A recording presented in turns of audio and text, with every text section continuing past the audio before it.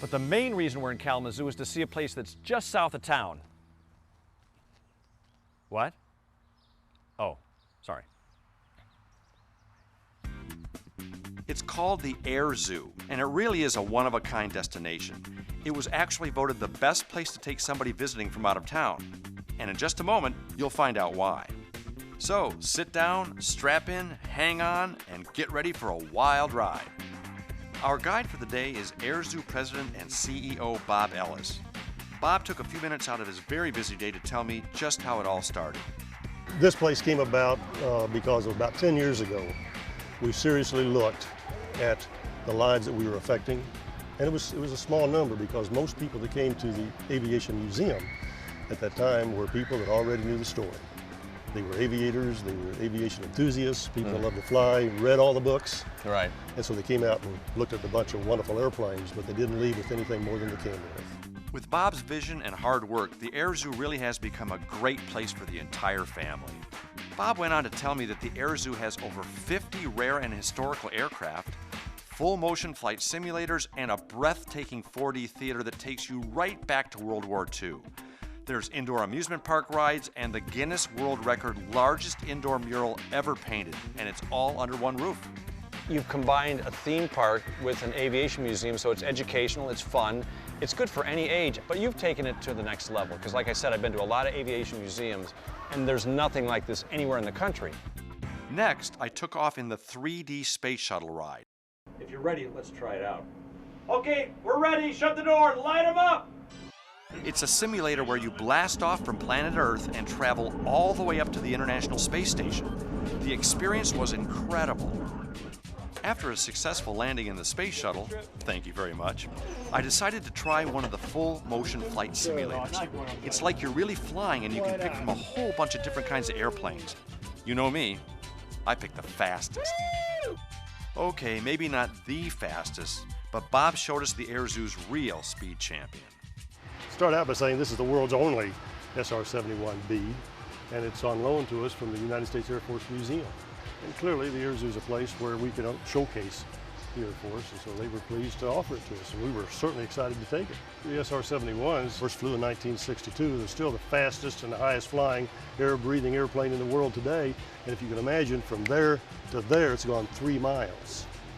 Wow. We're talking about 2,200 miles an hour at 85,000 feet. Amazing.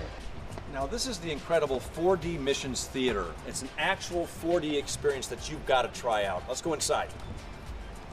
This attraction is a total trip on the senses. You'll see, smell, hear, and even feel what it was really like to fly a bombing mission during World War II.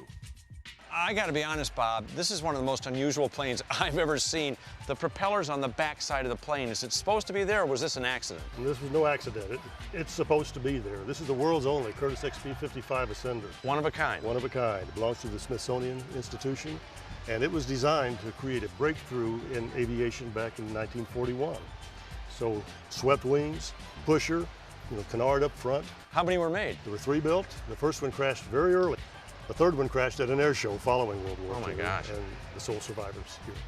Now talk about the ultimate aircraft. At least for me, when I walked in this building, one of the first things I saw was this aircraft. And this is, to me, this totally romanticizes the whole experience of flight. This is a beautiful, tell me about this airplane. 1947, Grumman Mallard.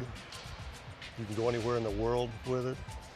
No airports around, as many as there are today anyway. So you have lakes and rivers and streams, and this airplane could take you there. It belonged to a gentleman that actually has a resort out in Monument Valley, and he decided to donate it to a museum. 3 months later, he flew it in, and it's still airworthy. You can fly it. It still flies? Can we fly it? Well, let me think about that for a little while. Yes. Bob thought about it, and his answer was no. But he did let me ride Zero G. It gives you the feeling of weightlessness. Whoa. And I'm sure it also gave my crew the feeling of hilarity as they pointed and laughed at me. Remind me not to go into space. Oh, yeah.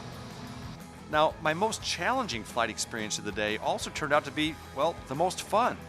It's a ride called Spaceball, and it really shows you how astronauts train for the weightlessness environment of space. Tell my wife I love her. I think I lost the filling. Okay, that's good.